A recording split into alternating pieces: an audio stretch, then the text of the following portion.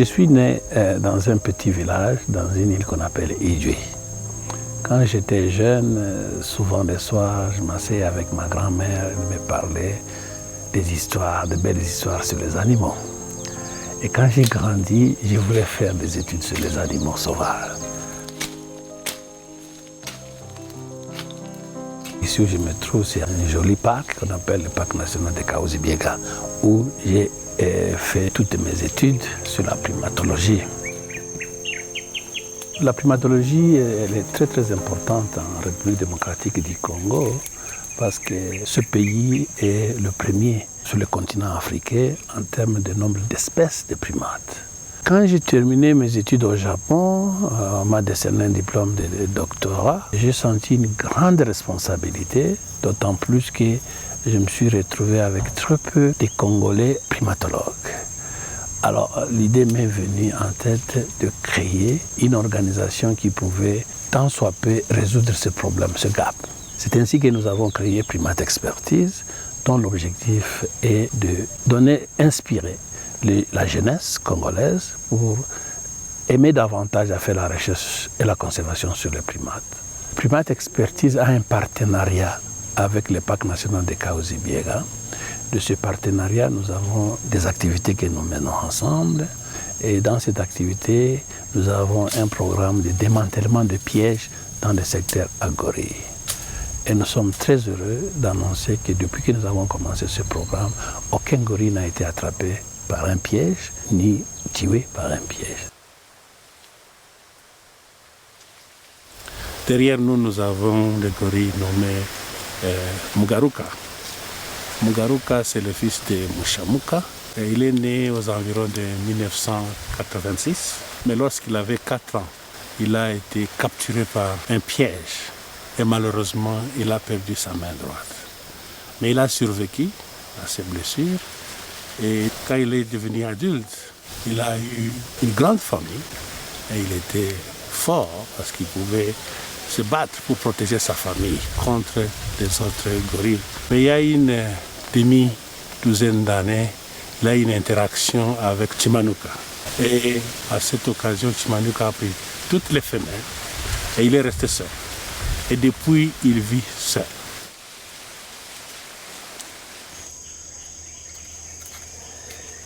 Nous avons notre programme d'installation de caméras pièges. Ces caméras nous aident à identifier les autres espèces difficiles à observer, mais qui vivent dans le même habitat que les gorilles. Nous avons au total 24 caméras qui sont installées dans le parc. Ces caméras sont installées dans les cadrans de 6 km,25 carrés. Et au total, nous mettons 9 caméras dans chaque cadran. Ces caméras, nous les visitons après un mois et téléchargeons les données. Jusqu'à présent, nous avons déjà identifié 40 espèces d'animaux qui vivent dans le même habitat que les gorilles. Nous les avons identifiés sur un espace de 20 mois. Et on a constaté que chaque mois, il y a au moins une nouvelle espèce qu'on enregistre.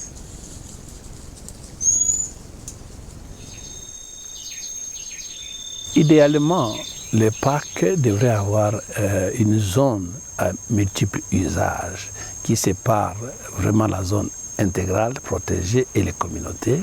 Et cette zone pouvait être utilisée. Mais le parc a la particularité de ne pas en avoir parce qu'il y a une forte population, une forte densité humaine tout autour du parc. Et donc, il n'y a pas cette possibilité d'avoir une zone de transition qui peut servir aux communautés. Nous travaillons avec les communautés pour les faire comprendre qu'il y a d'autres possibilités que nous pouvons développer ensemble pour que leurs besoins soient résolus.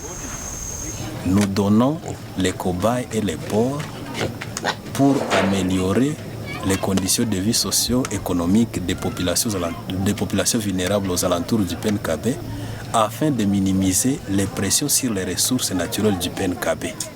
C'est ça le message qui est derrière toutes ces activités que nous réalisons dans la communauté vulnérable aux alentours du PNKB. Mimi nashukuru Mungu. Basi uendelee. Humu mwangu hautakuwa tena mtu wa gonjwa wake. Ami nasikia umero. Mimi nakula himoya. Na kama mimi nakosa hata kinini, mimi taweza uzisha himoya. Mimi nauza hata comprimé baba yetu. Mashi mtusaidie mashi. Mtusaidie. Mlifanya mzuri. Asante. Ndio.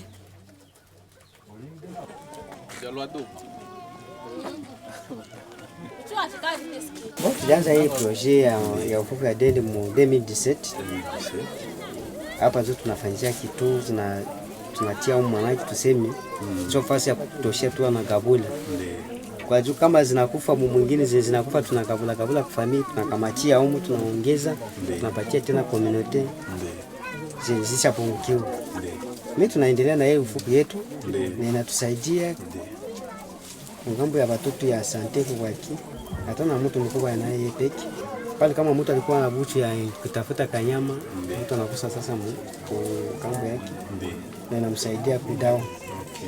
Bo hii mayane yonaletea madende anjo wanaitaka imane. Hii ndo mkerekenji. Mkerekenji. Na hii nayo jomi. Na hii mane tunyo naipatia kwa kwa ingine mano unasipatia. Kama nazala na ndeletea ndio iragara. Lakini kama chakula naongea chini wala mtu anahesabu tu chungu chini. Zinakula na zinamaliza.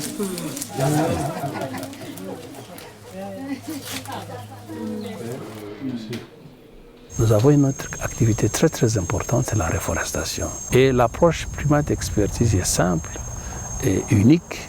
Nous utilisons les graines intactes que nous récoltons dans les crottes des chimpanzés et des gorilles, que nous amenons en dehors du parc, que nous mettons au germoir pour germer, et après la germination, nous les mettons à la pépinière. Et les plantiers que nous observons, nous les distribuons aux communautés pour s'en servir dans leurs jardins. Il y a 529 plantes de différentes espèces ici.